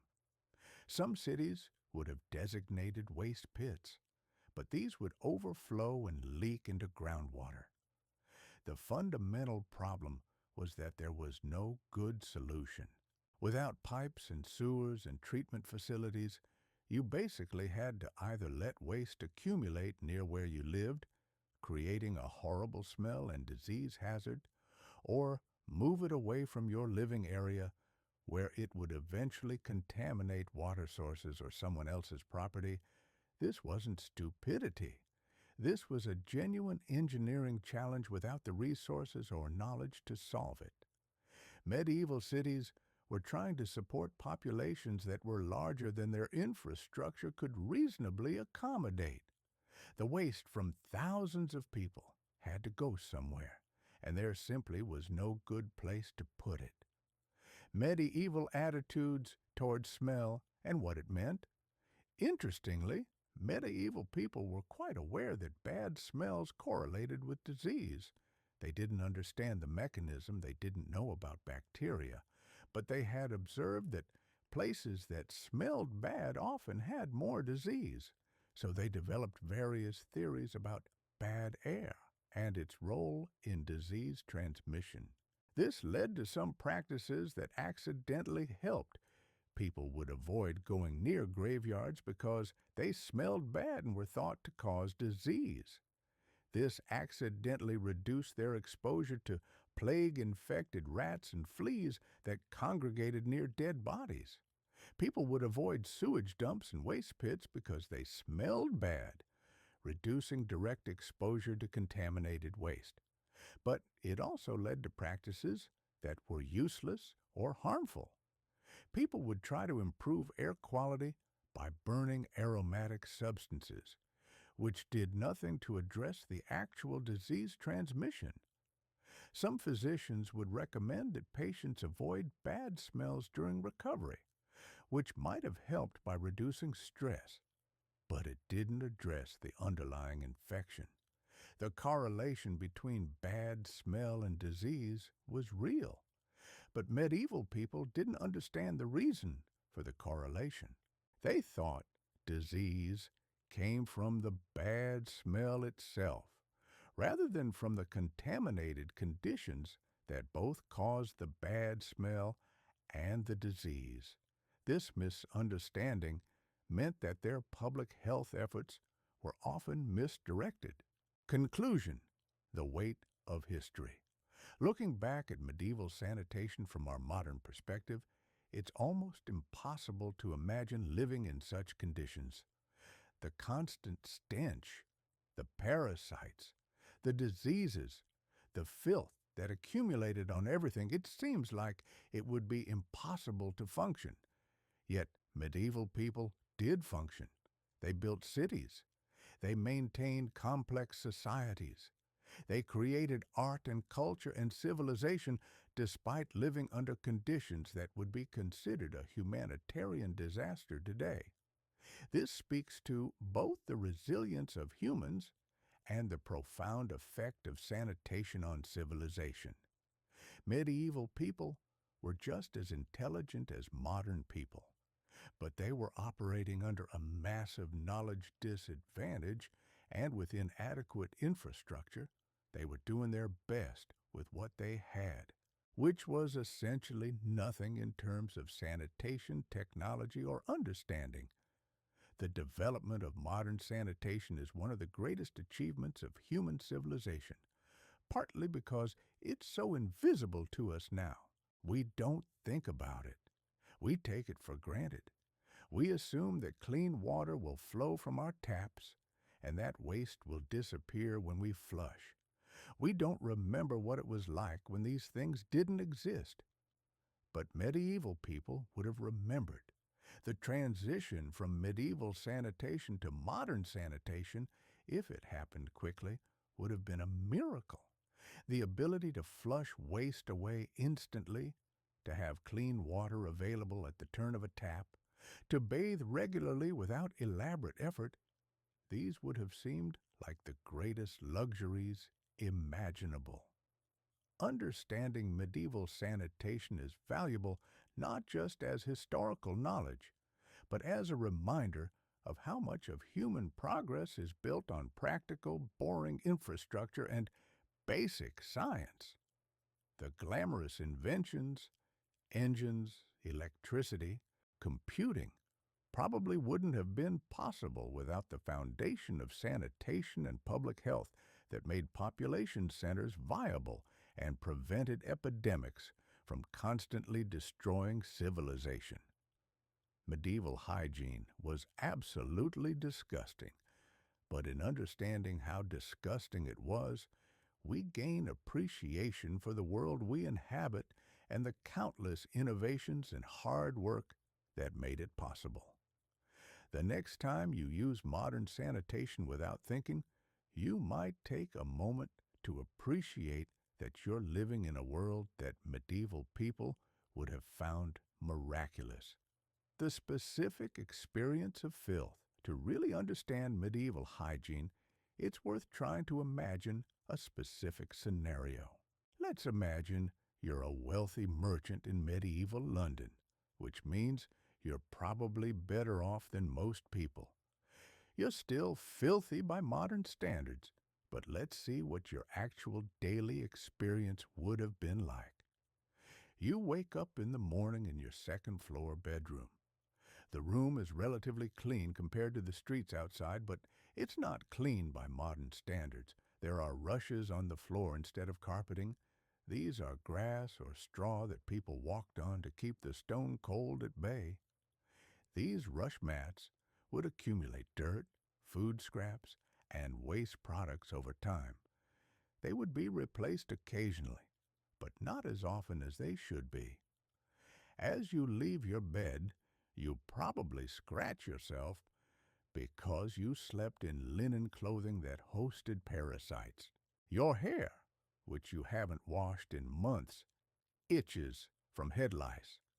You might have a servant bring you a bowl of water to rinse your hands and face, which is what passes for hygiene practice. You go down to the common area where your household eats. The smell from the street is noticeable even inside the building. Your neighbor has an outhouse that's placed too close to your property, and the smell drifts over when the wind is wrong. Your own privy is similarly unpleasant. Breakfast might be bread and weak beer because water is suspect and beer is safer. You eat with your hands, from a shared bowl in some cases. Everyone at the table is probably itching from parasites. Some might be coughing from minor infections or from the fact that everyone is breathing air thick with smoke from the fire. As the day progresses, you might go to your shop or your trading house. The streets outside are filthy. You're wearing platform shoes to keep your feet off the ground, but the mud and waste still accumulates on them. Your clothes are developing stains that won't wash out. You're sweating, which causes the fabric to cling uncomfortably and become even dirtier. You interact with people, conduct business, and throughout all of this, you're probably dealing with a low-level itchiness from parasites, a vague stomach discomfort that's probably from intestinal worms or food contamination, and the constant assault of bad smells. For lunch, you might eat meat from a butcher shop, where the meat is hanging in the open air and has been there for days. It's probably starting to spoil, but you can't tell by looking at it and you're hungry. You eat it and later feel somewhat ill. But this is normal and nothing to be concerned about. Throughout the afternoon, you continue your business, scratching at parasites, breathing foul air, and dealing with the general discomfort of being unwashed. You might use a privy to relieve yourself, which is an unpleasant experience because the privy is filthy and the smell is overwhelming. As evening comes, you might eat dinner with your household. Again, the food is probably somewhat spoiled, the beer is weak, but safer than water, and everyone is scratching from parasites. You might change into cleaner clothes for evening, but those clothes are still dirty. They've just been worn less than the ones you were wearing during the day. You go to bed wearing linen that you'll sleep in for several more nights before it's washed. The bedding is probably adequate, but it's infested with fleas from your body and your clothing. You sleep despite the itching and the smell and the general discomfort. This is what daily life would have been like for a relatively wealthy person in medieval times. For poorer people, it would be worse. They might not have private privy facilities. They might live in more crowded conditions with more people sharing the same space. They might have less clean clothing and fewer opportunities to change. They might be underfed. making the parasitic infections more severe. They might be exposed to more diseases from their occupation. This daily existence, repeated day after day for your entire life, would gradually damage your health. If you were lucky, you'd live to be 50 or 60. If you were unlucky, you'd die from an infection or disease outbreak before you reached 40. Your children might be born to you, but some of them would die from infections or parasites. Your wife might die from complications of childbirth. Your own death might come suddenly and unexpectedly from an infection of an injury you didn't even know was serious. The impossibility of privacy and dignity. Another aspect of medieval filth that we haven't fully addressed is how it impacted privacy and dignity.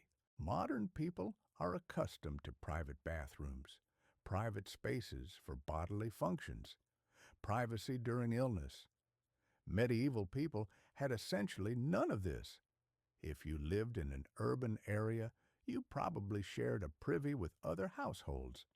You might have to wait in line to use it. You'd be doing your business in a place where other people had done theirs, creating a smell that would follow you. The shame of having parasites or suffering from diarrhea couldn't be hidden because these were completely visible and common problems. Illness couldn't be private. If you were sick, you'd probably be cared for in a shared space. Other household members would see you vomiting, see you with diarrhea, see you suffering from fever. The indignity of illness was compounded by the fact that it was all visible and public. Menstruation couldn't be private. Women would have to deal with bleeding without any reliable way to contain it, probably while living in close quarters with other people.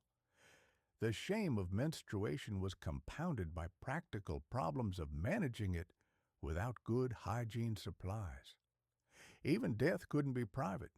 Bodies would be laid out in the home, visible to everyone who lived there and to visitors. The body would decompose, creating smells that people would have to endure. Bodies might be stored until burial could be arranged, extending the exposure. This lack of privacy probably affected medieval psychology in ways we can barely understand. People had no refuge from the reality of bodily functions and disease. They couldn't pretend that these things didn't happen. They couldn't maintain the illusion of cleanliness and health that modern privacy allows us to maintain. The cumulative effect of knowing this understanding medieval hygiene in this level of detail, really imagining what it was like to live in that filth every day, creates a visceral response. It's not just historical knowledge.